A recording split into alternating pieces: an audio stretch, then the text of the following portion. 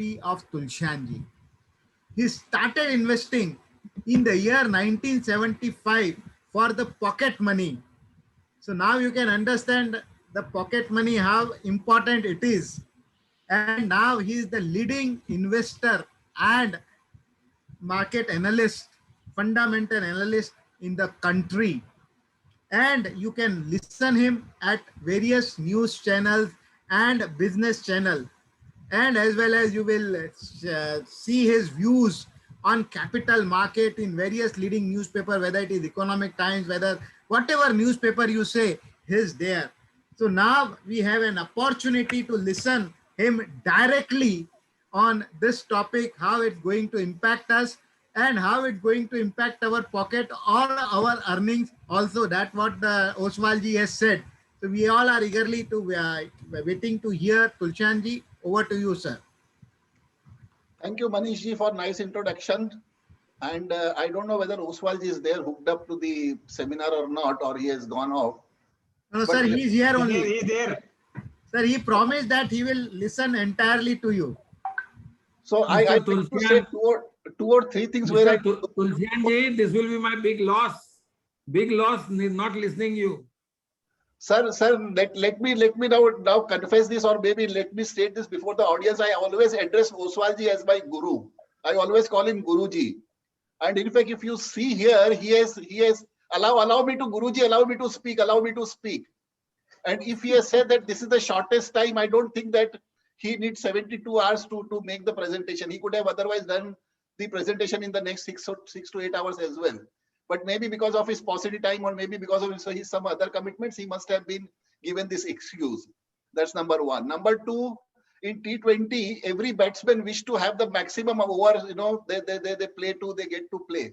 But here, smartly, he has played about maybe out of 20 overs, he has played about 16 overs and given to his Shishya or maybe his Chela just to play 4 overs. But never mind, I respect my Guru's views and my Guru's wishes. So thank you, sir. Thank you. But now starting on the budget, I've given my views of firstly the rating of 9.5% out of 10. That shows that yes, my view is extremely positive. And second title I've given for this budget is a 56-inch ka budget. This is in fact the budget, such a class budget I have not seen in my career, because I have been into the stock market for last 45 years. And if you see the kind of frenzy or maybe run up which we have seen into the stock market for last 3 days, the similar kind of run up was only seen in the year 1998-99 in terms of the relative terms. I'm not talking in terms of the absolute point. In fact, for the last last 3 days, I have addressed about 4 seminars, and I've said everywhere that the few points need to be understood. That the Atmanirbhar, in fact, the Atmanirbhar concept has not been understood by our market properly, which our honorable Prime Minister has been highlighting for last 4 to 6 months.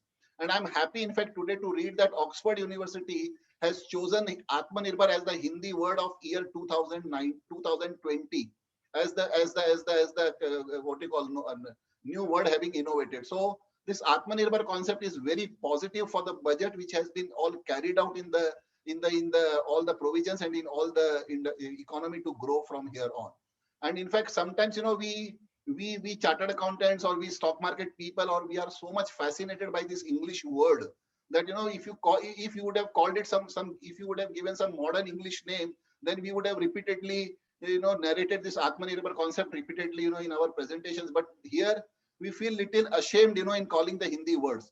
Just to give an example, earlier the transport companies used to get listed on were listed on the stock exchanges, but they were ruling at a very pathetic valuations. What the smart fund manager or investment managers did, they changed the name of the transporters to logistic company. What has happened? The P multiple of the transporter, which otherwise they were getting 5 to 6 P multiple, shot up to 20, 25, 30.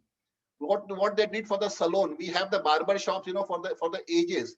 What they did is they changed the name of the barber shop to salon, or maybe the personal grooming business. And again, the P multiple got increased from 5, 10 in the olden days to about 30, 40, 50. Similarly, we have all these pani pudis, vada pav, sev pudi, batata pudi, people, vendors, So they never got any access to the capital market, or maybe panwalas.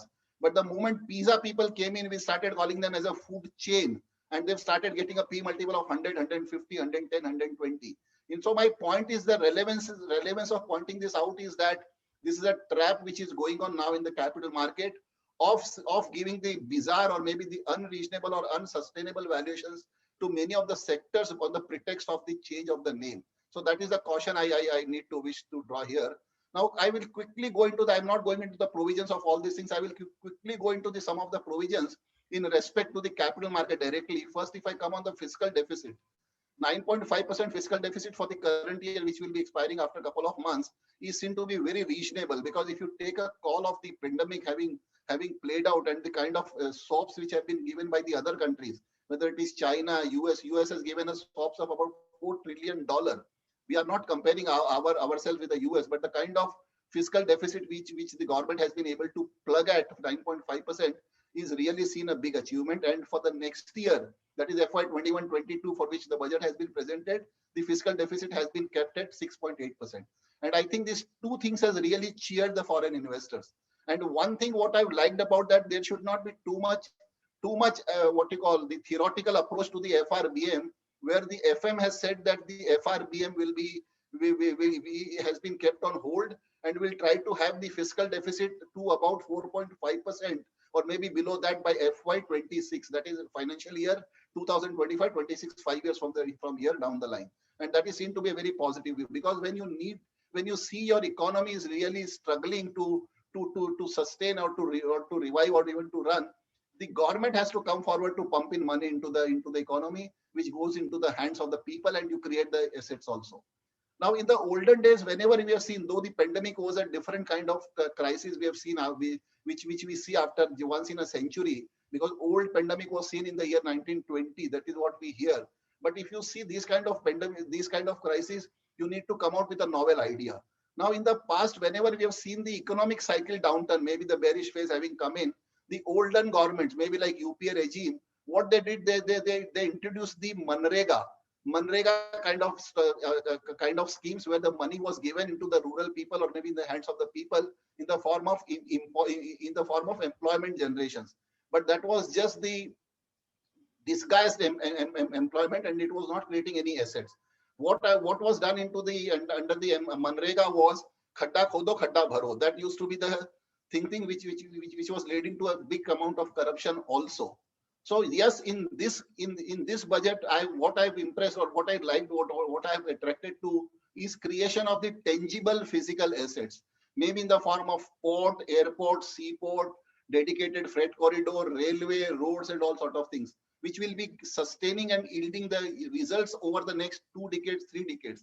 And mind it that this is not this is not a 1-year budget. They will keep making same kind of allocations on the infrastructure creation, which is really excellent and a very visionary move.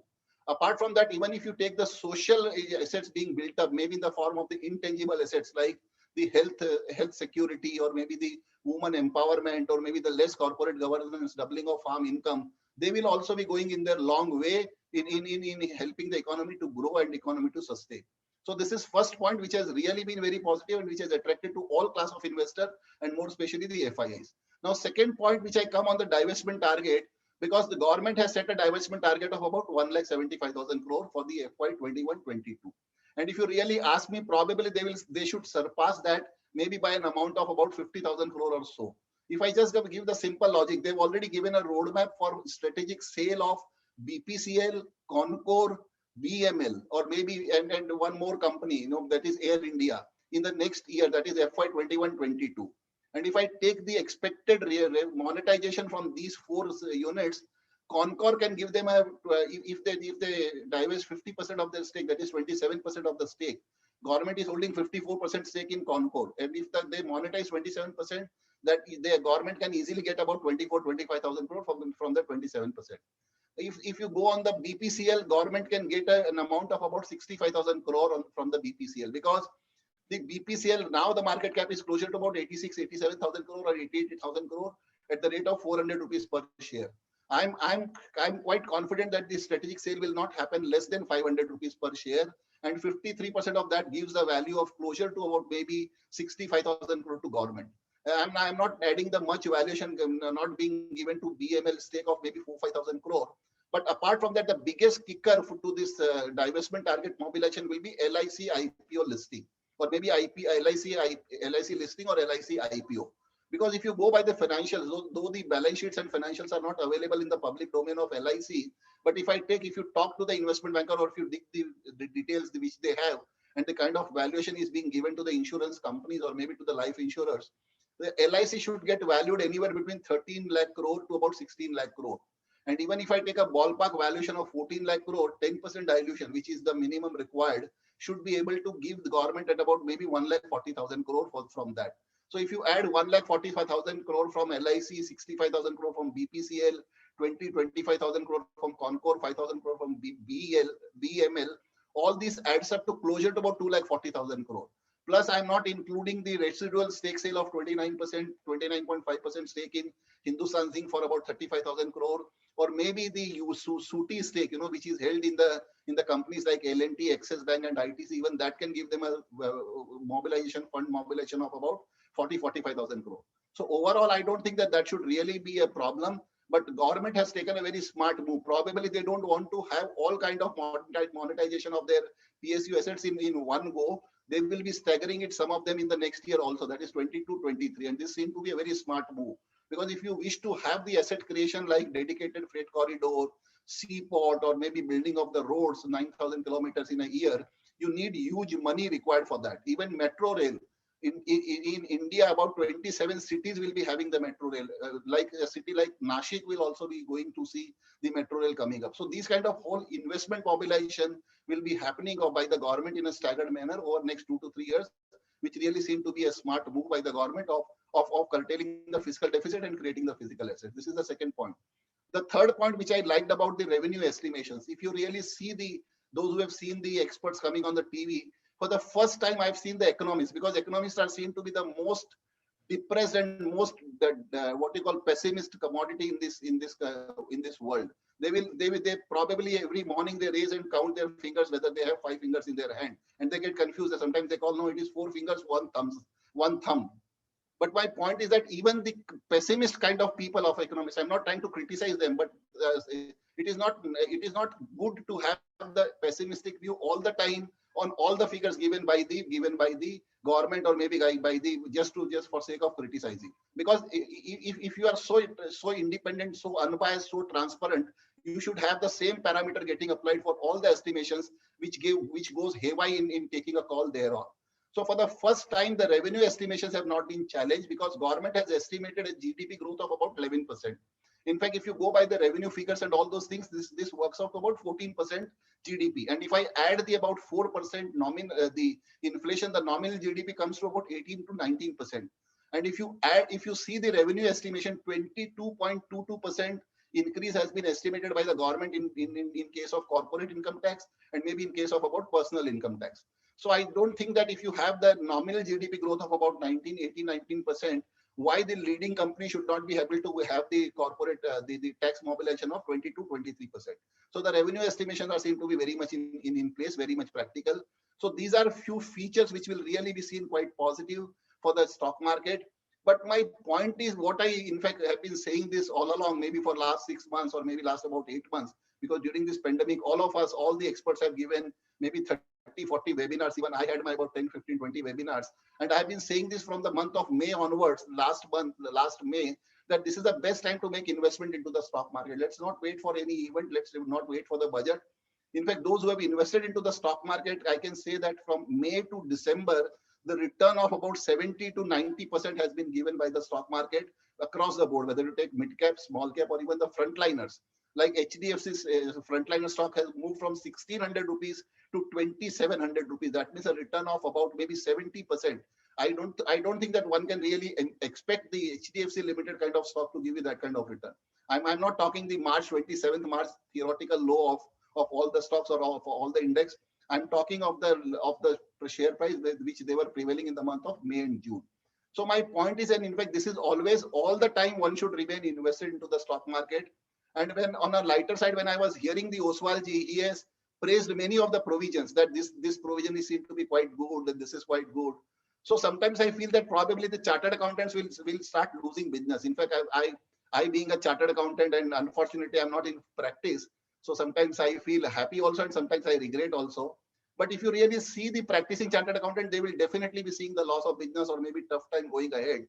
And I in fact advise them that probably to compensate your income or maybe loss of income, you must look upon the stock market, which is going to have the huge positive tailwind at least for next 18 months. In my view, it should be for the next 36 months. But yes, one should look upon to come into the stock market and look for the ideas and then this one investment. If I come quickly on the other, this one, 2 public sector bank and 1 insurance company has also been taken by the government for strategic sale in the next year. So next year will be a year of strategic sale, and one has to apprehend the kind of strategic sale which one can expect. Now, government, the planning commission or the Niti Aayog has already identified the non-strategic areas, maybe like steel, copper, or maybe like the cement kind of sectors, which the Niti Aayog has clearly said that we don't need to, the government has no business to remain active in those companies. And that is seen to be quite positive. And in the stock market, if you take a forward-looking call, that which are the companies likely to get divested in FY22, I think one can really make the tons of money. This is what my experience has been. In 2002, when Hindustan Zinc got divested, since then the stock has risen by about 150x in last maybe about 12, 13, 14, or maybe 16 years. And I don't think that these kind of returns have been given by any companies, And in fact, at that time, I identified that stock and given the call.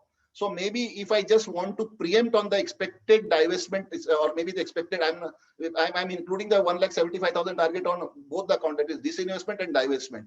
Now, if I take up expected units, or maybe the companies which can go for strategic sale, if not in FY22, maybe in FY23, there could be companies like Hindustan Copper, there could be companies like State Authority of India, there could be companies like MMTC, MSCC, STC, these are all the companies. And fortunately, about an hour back, the Hindustan Copper has reported an excellent numbers. In fact, we have been giving a call on Hindustan Copper for last 1 year at 35 rupees. Take this as an investment tip also, or maybe take this as a clue for selecting the stocks by which can really be seen to be multi-bagger in the time to come. So Hindustan Copper could really be a company which has a market cap of closer to about 6,000 crore. And believe me, if the company gets fully divested in favor of a private party, the way we have seen in case of Hindustan Zinc, I won't be surprised to see the share market cap of Hindustan Copper rising from 6,000 crore to 60,000 crore in 5 years. Believe me. So with this kind of potential, one should really eye for the companies which are expected to get strategically sold in FY22. Take a small exposure. I'm not saying that put all your eggs in that one company. In fact, if you really ask me, I will never advise anyone to put more than 2% to 3% in each of such companies, of their portfolio. And in an aggregate, it should not be more than 8 to 10%, because they have the lower risk of the downside, but highest potential to appreciate or multiply maybe 2x, 3x, 4x, 5x, 10x, maybe in couple of years or maybe 3-4 years. So these should be the criteria of selecting the stocks or picking the stocks. Coming on to public sector bank, in fact, that shows the intent of the government, that they are determined to go for the strategic sale.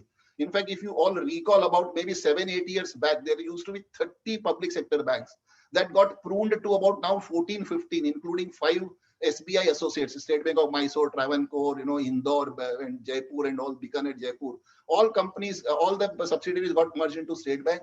Even 24 public sector banks got pruned to about 15 or 16 now.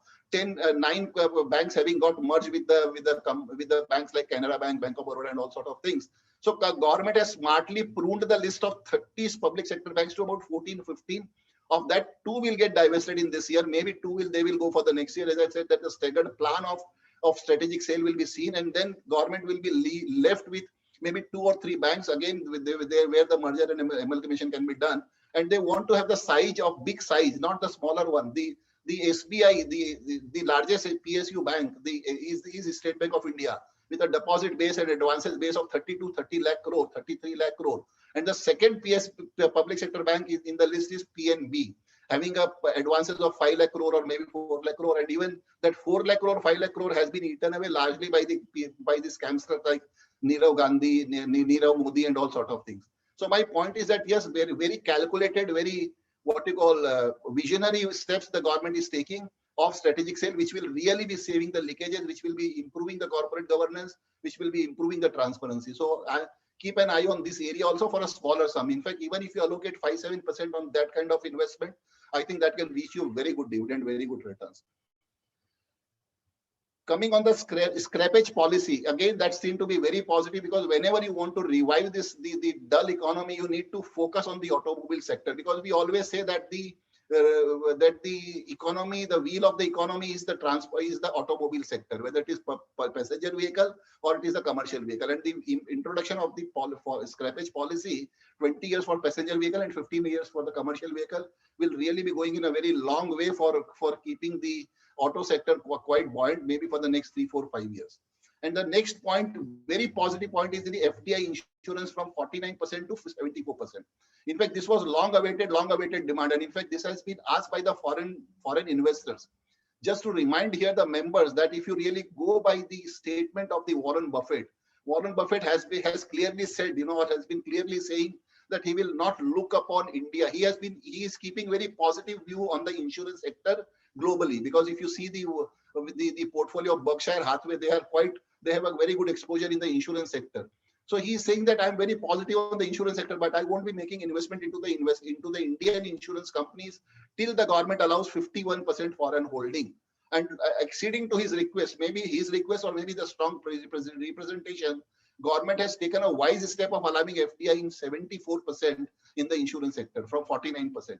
And believe me, this can really open up the floodgates, because the insurance companies always have a struggle time. If you recall, all those who recall, about 40 years back, there used to be 148 insurance companies, when the 1977 or maybe in 78, when the insurance companies got nationalized. At that time, it used to be about 145 to 115 insurance companies. And now there are plentiful, you can count them on the finger, not more than 10 in life insurance, not more than 10 in general insurance. In fact, all of them have seen a good consolidation. The pain period has gone over. The initial teething trouble got over, the way we have seen for telecom sector. The telecom sector, the way it has been matured in India, in similar way, insurance sector has matured in India in respect to life as well as general insurance. So I think that once that will start happening, all these insurance companies, whether it is SBI Life, ICICI Pru, HDFC Life in case of life insurance, and maybe in the case of general insurance, the same promoters are having their general insurance companies also. We'll see good amount of FDI inflow into these companies, where the FIIs, where the foreign direct investment would love to have the stake of 74%. The way we are seeing about maybe 74% stake in HDFC Limited, the holding company of HDFC Bank and HDFC Life and HDFC AMC and all sort of things. So my point is that they wisely open up the sector for foreign investments, which doesn't seem to be having any risk of 74%, even if the 74% stakes is held by the foreigners and in the insurance company. So this is seemed to be a very positive point. Now, my only caution, these are the few positive. I'm not going to the details due to the paucity of time, because mostly I've covered them. The only red flags which I wish to draw here is some of the very, what you call, I would put it in this way, that if you are, because I, being a fundamental analyst, I want the right and correct data. And if I don't get the right and correct data, if you extrapolate, if you analyze the wrong data, you're going to get the wrong results. And this is what is happening practically in our investment community here in the Indian investment world. In fact, many of the channels, many of the experts are all seen having vested interest. Now, let me just give you a quick example of this one.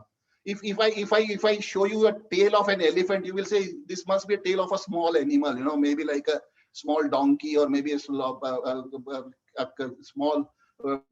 kid of the horse or something like that, or maybe cow, or maybe of a calf. If I show you the eyes of the elephant, you will say again maybe a small animal or maybe a small person having. But if you show that the trunk of the elephant and you say that this is a nose, then obviously it says he's like a dinosaur. So we are, in fact, the investors are all given with the piecemeal informations by the vested interest.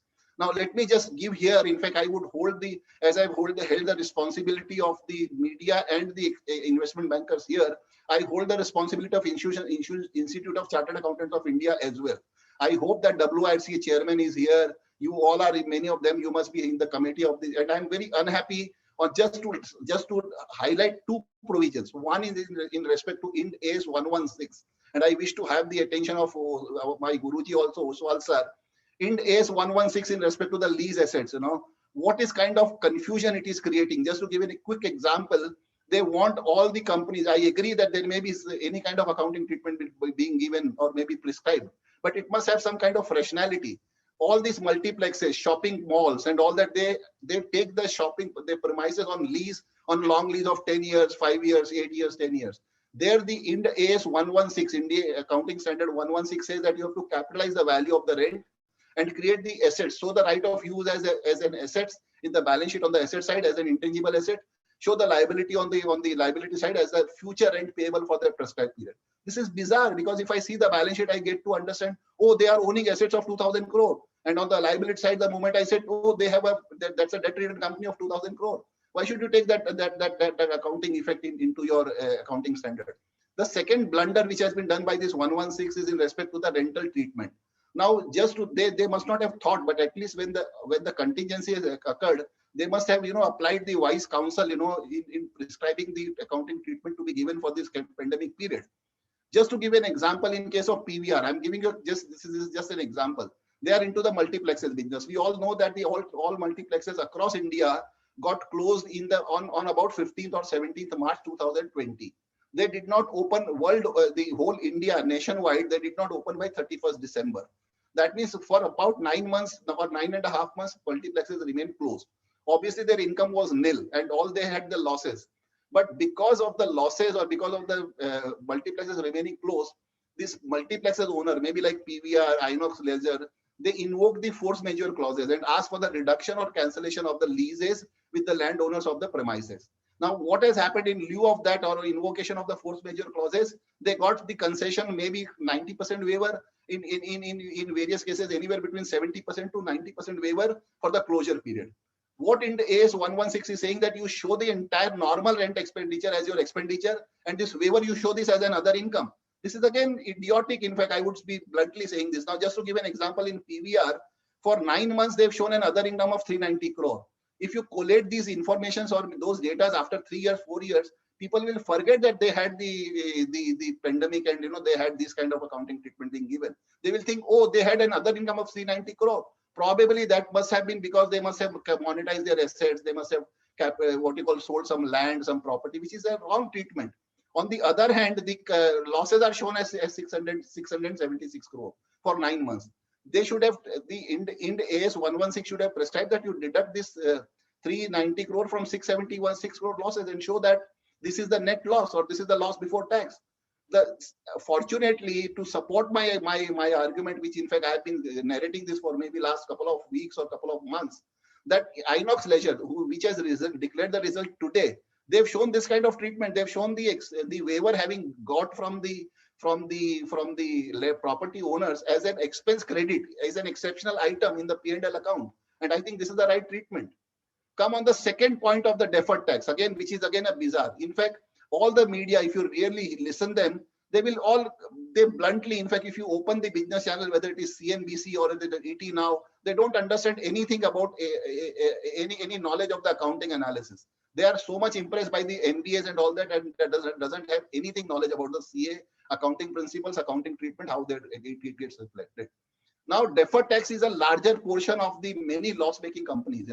Just to give an example, here in the case of PVR only, loss before tax was 676 crore and profit after loss after tax was 443 crore. How this losses before tax of 676 crore got reduced to 443 crore by 250 crore? Because of the deferred tax credit. Now, government doesn't issue it because a layman will say, oh, how come there is a tax credit? Are they getting a old refund or what? They will not understand that what is the deferred tax. And believe me, 50% of the qualified chartered accountant, those who have recently passed CA, even do not know that how this deferred tax is calculated and how this one is done.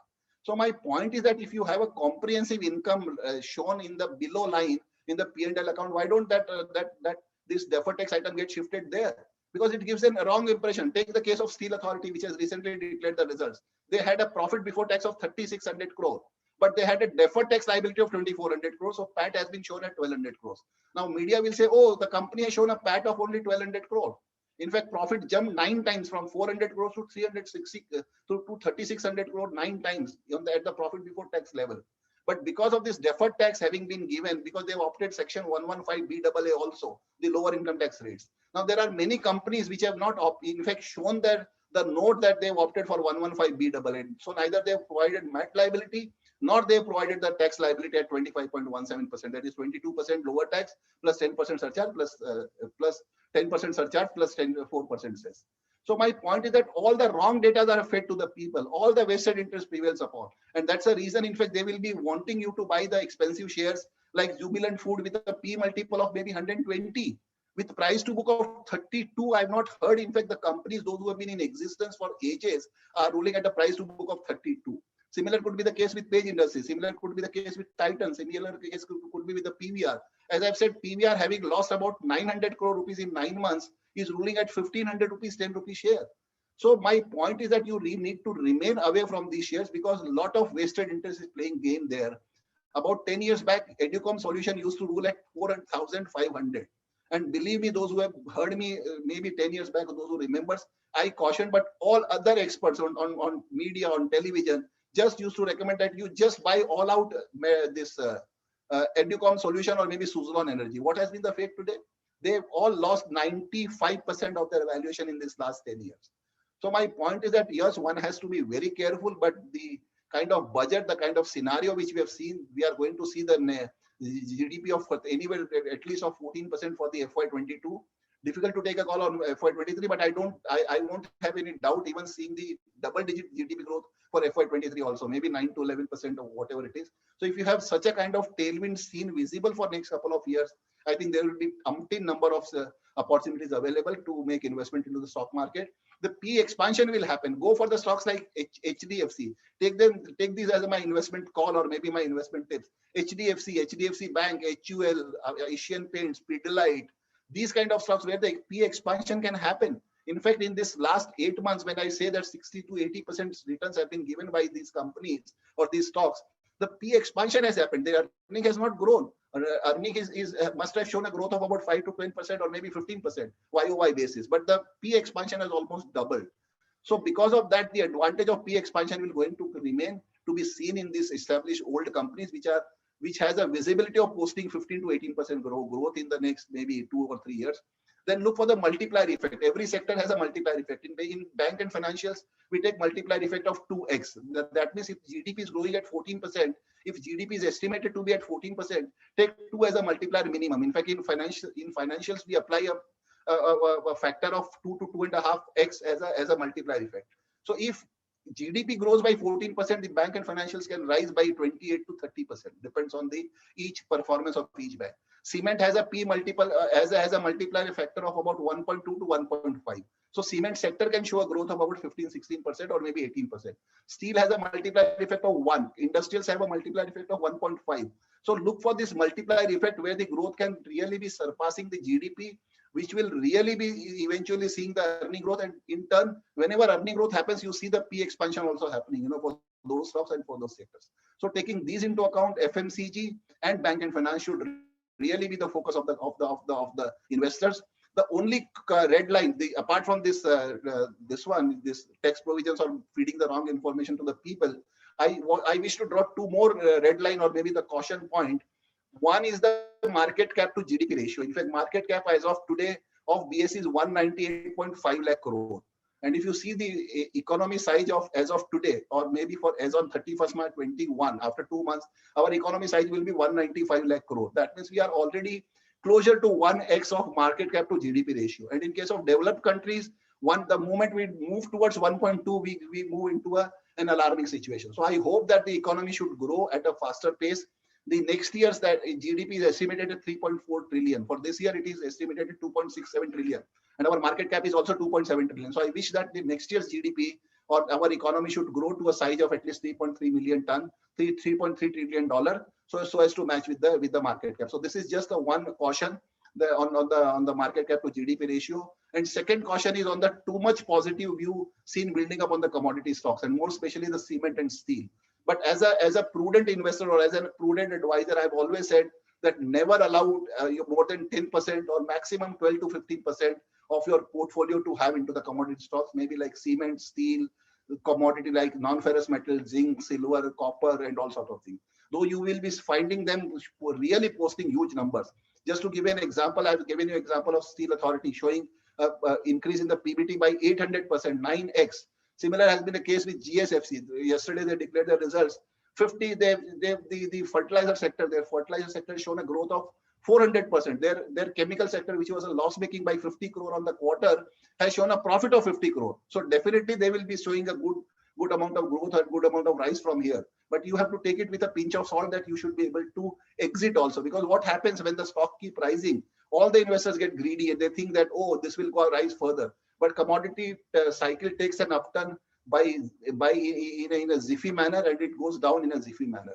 So never allow your portfolio to go haywire with commodity inclusion in their portfolio of more than 12 to 15% of the total stocks, whether cement, steel, commodity, rubber, chemical, paper, and all sort of things. And more should be focused, should be more on the balancing portfolio like IT, FMCG, and bank and finance, and look for wealth creation, not for profit making. So with this, and maybe some of the multi-baggers you can have in your portfolio. And if I just wish to recommend some of the multi-baggers, which I'm also holding, and in fact, this is the replica of my portfolio I've given to all the members here. The two multi-bagger or three multi-bagger, if I wish to recommend, I can say that these three multi-baggers could be maybe like Century Textile, like maybe CG Power, and third could be Hindustan Copper, because Hindustan Copper should not be termed as a commodity company, because they are into the integrated operation. You cannot compare Hindustan Copper with the companies which are engaged into the copper business like Vedanta and Hindustan Hindalco, because they buy the copper ore and then they process, so they just earn TCRC margin, which is just the very peanut. They don't get the cream of the sector. But Hindustan Copper is an integrated copper mining company, copper maker company, with their own mining too. Copper cathodes and copper this one made. So maybe have 2 to 3% just for sake of having taste of the, or maybe to have the relative outperformance of your portfolio as compared to your benchmark indices, whether it is Bank Nifty or IT index or maybe the overall Nifty or overall Sensex. With this, I will end my presentation. Thank you very much. Thank you, Tulsianji. Thank you very much. Seema, do we have some time for question answers? I think we are running short. Okay. But we can take one or two questions if you can. So, I mean, if you would like to take it from the questions that have come on the chat box, or chat box, there is no questions in the chat okay. box. So it is okay if we end this thing. So, all right, okay. So friends, I think this has been a wonderful disposition in terms of what to expect from the stock market, though we have seen the index going up, but how to be pragmatic in this entire process of making an investment. Tulsianji has always been very pragmatic and very practical, and as a prudent advisor. And I think those qualities actually help us in making up our mind also of what we should be investing in and how we should go about making an investment. Thank you very much. May I request very quickly Krishna Kumar, our Deputy Convener, to please come forward and propose a vote of thanks. Thank you, Sanjeev ji, for giving me this opportunity. Today's rocking speakers, Sri T.P. Oswalji, on budget provision in indirect tax in absentia, and Sri S.V. Tulsianji on the impact of the budget on capital market, have given their views in detail in a very short span of time. Major highlights which Mr. Tulsian has mentioned for the budget was, he had mentioned that it is a 56-inch ka budget, and he had given the ranking of 9.5 out of 10. Mr. Tulsian has directly and indirectly given several tips for the market, and I hope the members will be benefited by his tips. On behalf of JB Nagar CP Study Circle, I propose a hearty vote of thanks to the speakers for sharing their views on the budget. I also thank Sri Lalit Bajaj ji, WRC Chairman in absentia, Sanjeev Maheshwari ji, Manish Gadia ji, Mahesh Bagaria ji, and all other core group members for the patient and all our members for the patient listening. Thanks a lot, sir.